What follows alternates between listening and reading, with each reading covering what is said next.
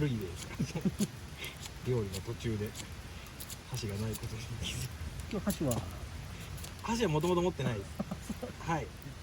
なので基本は作るんですけど、ちょっと武骨だけどまあいいか。そんなことよりもういいんじゃないかなこれ。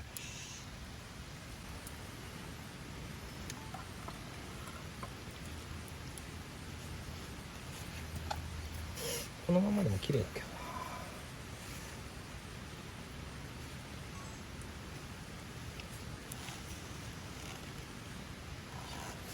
な。あ、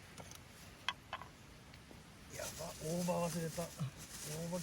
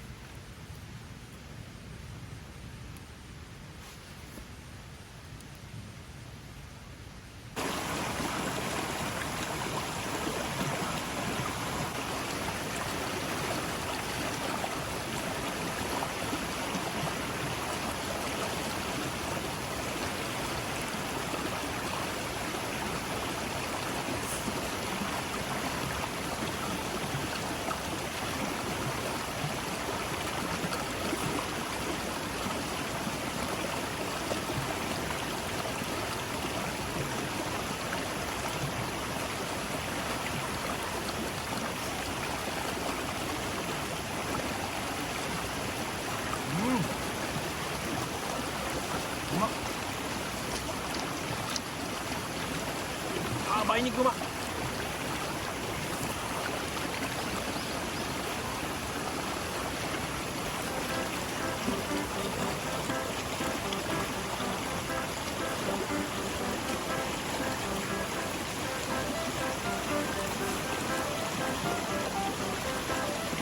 うまっ。